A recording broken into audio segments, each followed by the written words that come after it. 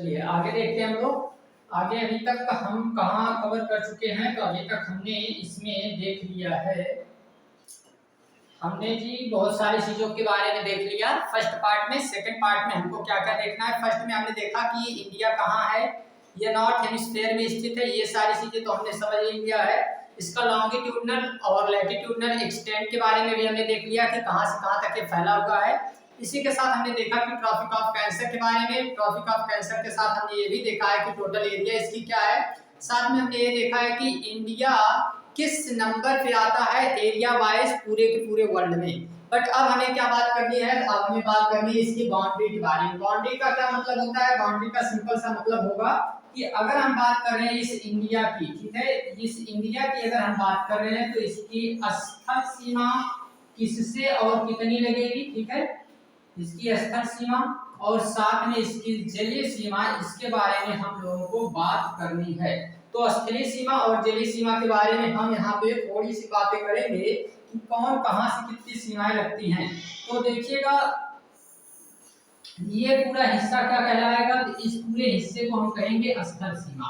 जो जमीन वाला हिस्सा है इस पूरे हिस्से को हम लोग क्या नाम दे रहे हैं, इसको कहते हैं हम लोग स्थल सीमा, ठीक है। ऐसे ही ये जो इधर जल का ये क्षेत्र है, ये पूरा का पूरा क्षेत्र ये कहलाएगा जलीय सीमा। तो इसको हम लोग नाम क्या देंगे, एक मिनट रुकिएगा।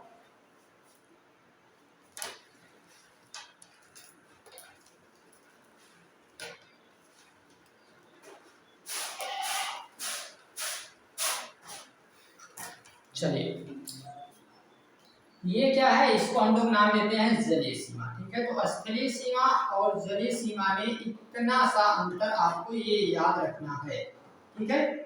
तो स्थलीय सीमा की अगर बात करते हैं तो भारत की स्थलीय सीमा टोटल कितनी है, तो इसकी टोटल सीमा अगर हम बात करते हैं तो ये कितनी आ जाती है, ये आ जाती है 15,200 किलोमीटर, ठीक है, 15,200 किलोमीटर। और अगर इधर बात करते हैं तो इधर मेन लाइन की ये होती थी, अभी तक हमें यही याद रखना है, 7,516.6 किलोमीटर ये टोटल है, ठीक है। इसमें से अगर हम बात करते हैं तो 6100 मीटर जो है ये क्या है, ये 6100 किलोमीटर ये मेन लाइन से, ठीक है, ये मेन लाइन का पार्ट है। इधर जितना ये जल में लगता है उसकी बात की जा रही है। और फिर जो स्थलीय यानी कि जो ऊपर जितने ऐसे देश हैं जो हमारे साथ स्थलीय सीमा साझा करते हैं उनकी बात की जाती है। आगे अगर हम इसके बाद बात करते हैं तो यहाँ पे अंडमान निकोबार को जोड़ के ये जाता है नीचे, ठीक है, तो ये चीजें हमको याद रखनी है। आगे बात करते हैं स्टैंडर्ड मेरिडियन की बात करते हैं। स्टैंडर्ड मेरिडियन का क्या मतलब होता है, तो इस पूरे इंडिया में अगर बात करें तो यहाँ से एक लाइन गुजरती है जिसको हमने अभी देखा था कर्क रेखा।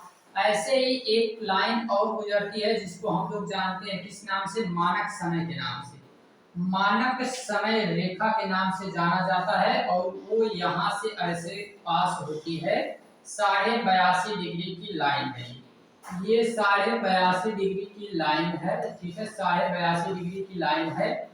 ये अगर बात करते हैं तो क्यों बनाई गई है, इसको हम लोग मानक समय रेखा के नाम से जानते हैं। मानक समय रेखा मतलब मानी गई है, ठीक है, जी हाँ, ये मानी गई है मानक समय रेखा। इसकी अगर हम बात करते हैं तो ये हमारे पूरे के पूरे इस इंडिया को ये यहाँ से गुजरात से, ठीक है, इधर अरुणाचल प्रदेश से और गुजरात से, इसके दोनों के बीच का अगर हम डिफरेंस देखेंगे तो ये कितना डिफरेंस है, तो ये 30 डिग्री का डिफरेंस है, ठीक है, 30 डिग्री का। क्यों, अगर हम बात करते हैं तो यहाँ से यहाँ तक ये जो लंबाई इसकी है ये कितनी है, तो ये आ जाती है 3214 किलोमीटर, ठीक है। ऐसे ही अगर यहाँ से यहाँ तक ये बात करते हैं कितनी है, तो ये है 3233 किलोमीटर, 3233 किलोमीटर। लेकिन डिग्री में देखें तो ये लगभग 30 डिग्री का अंतर है।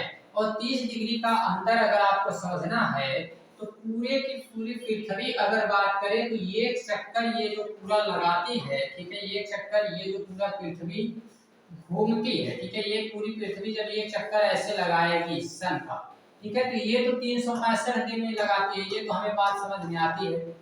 लेकिन अगर हम बात करें तो यहाँ ये खुद भी घूमती है, और ये जो खुद घूमती है ना, इसमें क्या लॉजिक है कि 24 घंटे में ये 365 डिग्री घूम जाती है। ठीक है, तो यहाँ पे हमें 24 घंटे में अगर 365 डिग्री हो रहा है तो हम कहेंगे कि एक घंटे में कितना होगा, तो 365 डिवाइड बाई कितना हो जाएगा, डिवाइड बाई 24। तो इसको डिवाइड करेंगे आएगा कितना, 15 डिग्री। तो ये एक घंटे में कितनी घूम जाती है, एक घंटे में ये घूम जाती है 15 डिग्री। और जब एक घंटे में 15 डिग्री घूम जाती है तो यहाँ 30 डिग्री का अंतर है। इसका मतलब है कि 2 घंटे का समय लगता है। तो 2 घंटे का समय लगता है यहाँ से यहाँ तक आने में। इसीलिए हमने क्या किया है, एक मानक समय रेखा माना है, जहां इधर से अगर यहाँ 5 बज रहा है और यहाँ 7 बज जाएगा, 2 घंटे का अंतर है, तो यहाँ से 1 घंटे बढ़ा के यहाँ 6 हमने बजाया, इधर से 1 घंटे कम करके यहाँ 6 बजाया, तो कितना यहाँ पे ये जो माना है हमने, इसी को मानक समय रेखा कहते हैं। ये मानक समय रेखा मेन जो 0 डिग्री पे जो लाइन है, उस 0 डिग्री से कितने आगे है, तो 0 डिग्री से ये 5.5 घंटे आगे है।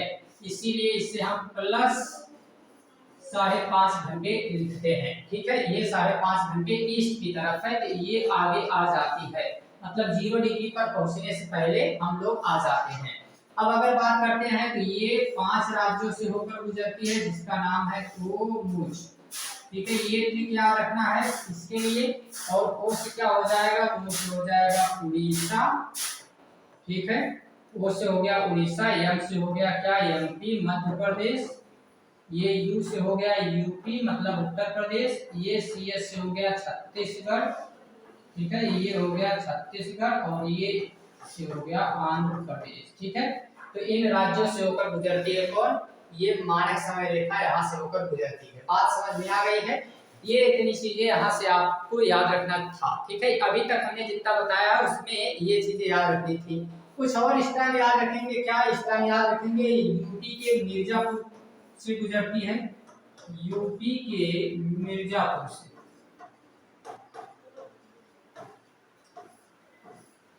मिर्जापुर से ये जाती है। ठीक है, नैनी वाले क्षेत्र से, प्रयागराज के नैनी वाले क्षेत्र से इसको कहा जाता है कि यहाँ से जाती है, 2 घंटे का अंतर इसमें है। आगे हम बात करते हैं, तो आगे बात करते हैं इंडिया और वर्ल्ड के बारे में। इंडिया और वर्ल्ड के बारे में हमें क्या याद रखना है, तो हमें बड़ी सिंपल सी बातें याद रखनी है, और वो क्या है, चलिए देखते हैं।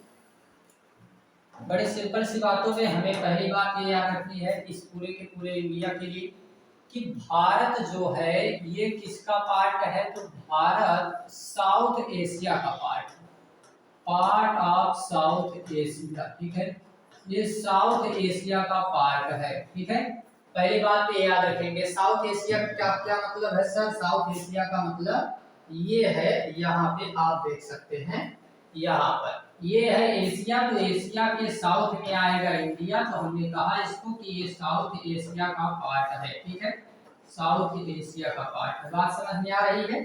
तो भारत जो है ये हमारा साउथ एशिया का पार्ट है, ये चीजें यहाँ से आपको याद रखनी है।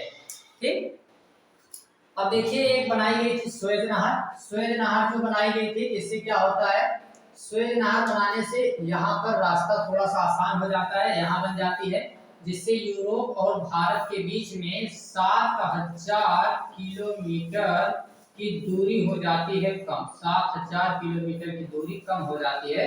ये स्वेज नहर कब बनी थी, 1869 ईस्वी में ये स्वेज नहर बनी है, ये याद रखेंगे। ठीक है, चलिएगा आगे आते हैं हम लोग। अब आ जाते हैं हम लोग नाइबरिंग कंट्री पे। नाइबरिंग कंट्री पे क्या क्या चीजें याद रखनी है, पड़ोसी देश के बारे में क्या क्या चीजें याद रखनी है। तो पड़ोसी देश के लिए आपको यहाँ पर भी हम ट्रिक बता देंगे, बट इससे पहले आपको कुछ चीजें और याद रखनी है एक्स्ट्रा में। और वो एक्स्ट्रा में क्या चीजें याद रखनी है, तो ये याद रखनी है आपको 7+2 का रूल। क्या होता है सर 7+2 का रूल, ये आप क्या बताना चाहते हैं, 7+2 का क्या मतलब है, मतलब है कि 7 ऐसे देश हैं जिनकी बाउंड्री हमारे साथ लैंड बाउंड्री लगती है।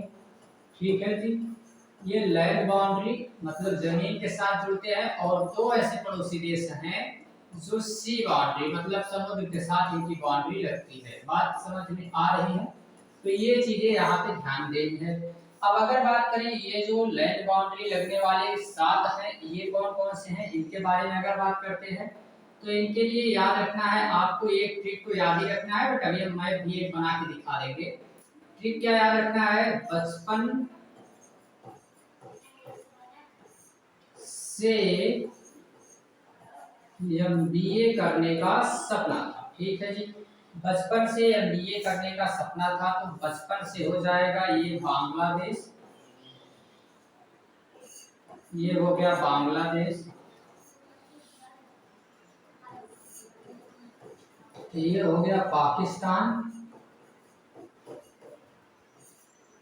ये हो गया से कोई मतलब ही नहीं है, ये हो गया म्यांमार, ये हो गया अफगानिस्तान। ये बीच में क्यों छोड़ रहे हैं सर? अरे छोड़ने के लिए नहीं आए हैं सर, सर तो सारी चीजें बताने के लिए आए हैं, तो फिर छोड़ेंगे कुछ नहीं, बस कलर चेंज करना चाहते हैं ताकि आपके लिए ना हेल्पफुल हो सके। ये हो गया चीन, ये हो गया नेपाल,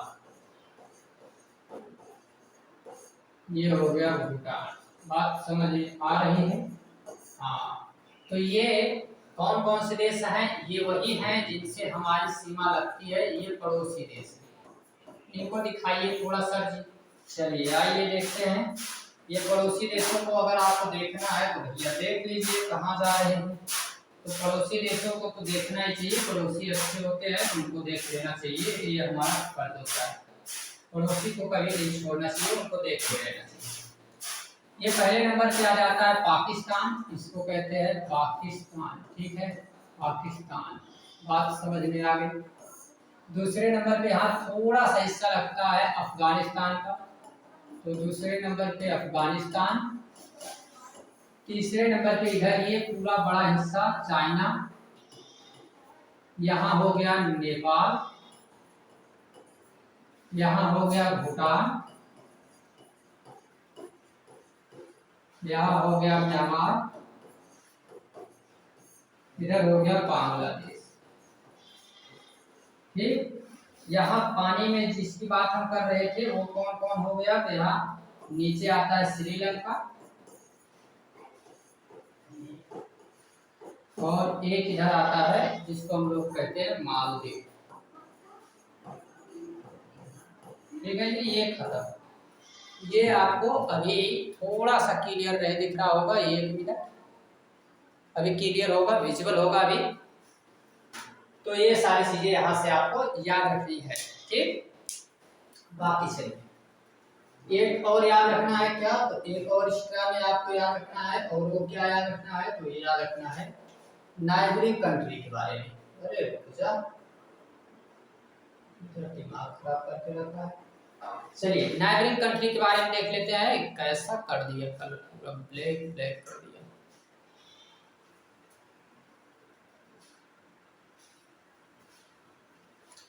एक मिनट,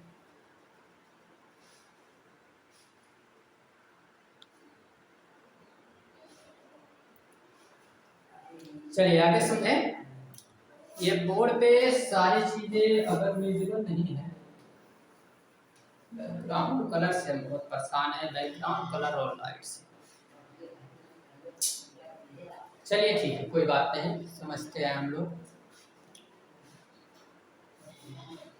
तो यहाँ आप क्या समझते हैं, ये एक लास्ट है जिसको समझ लेते हैं पाक स्टेट के बारे में। पाक जल संधि, बस इतना याद रखिएगा, पाक जल संधि भारत को श्रीलंका से अलग करती है, बस पाक स्टेट। इससे ज्यादा इसमें कुछ नहीं समझना है, ठीक है, इससे ज्यादा इसमें हमको कुछ समझना नहीं है। और ये चैप्टर आपका होता है क्या, कंप्लीट। तो ये इतना छोटा पार्ट क्यों दिए थे, इसका कोई रीजन वो नहीं था, बट हमने बचा के रखा था, तो इसलिए हमें लगा कि इसको बता देते हैं। बाकी इसके क्वेश्चन आंसर ये सारी चीजें अगर बात करें ना, तो सब आप देख लीजिएगा, कुछ ज्यादा इसमें बचेगा नहीं, सब कंप्लीट हो जाएगा। इसमें सभी स्टेट और उनके कैपिटल को याद रखना है आपको, ठीक है, हमने उसको बताया नहीं, बट आपको याद रखना है। उसमें कोई समय देने की ज़रूरत नहीं है, तो ज़्यादा हम उस पर नहीं ध्यान देते हैं, उसको आप लोग देख लीजिएगा, कई बार हमने बताया है। आप सर्च करके देख लेंगे स्टेट और उनकी कैपिटल, तो बाय सुजीत सर आपको मिल जाएगा, सारी चीज़ें चैनल पर प्रोवाइड कराई गई। ठीक है, बाकी हम लोग कल से इसका सेकंड चैप्टर देखेंगे, और ये सेकंड चैप्टर की बात करते हैं तो थोड़ा डिटेल में कवर करने वाले हैं इस बार सेकंड चैप्टर, तो उसको देखिएगा। फर्स्ट चैप्टर में जो जो चीज़ें थी सबको हमने बता दिया है, कुछ इसमें है नहीं, इसलिए ज़्यादा फोकस हम इस पर नहीं कर रहे हैं। जो जो चीज़ें थी हमने आई होप आपको बताया है, बट अगर आपको लगता है कि कुछ चीज़ें यहाँ से छूट रही है या कुछ बात है तो उसको हम लोग देख लेंगे। बाकी ये कहिए तो एक मैप, सिंगल मैप बना के हम सारी चीज़ें आपको एक बार बता देते हैं। एक बार रुकिए, तो एक बार आपको हम दिखा देते हैं। एक सिंगल मैप देखो,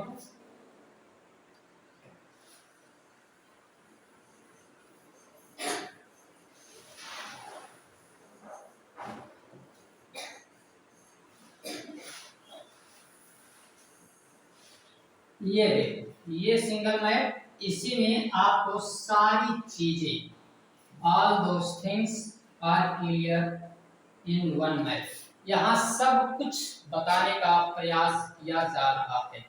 सब कुछ मतलब सब कुछ। देखिएगा, पहली बात क्या क्या याद रखनी है, तो फर्स्ट पॉइंट यहाँ से याद रखते चलना है, सब कुछ यहाँ से हम बताने का प्रयास कर रहे हैं, तो देखते चलना। पहले नंबर पे याद रखेंगे भारत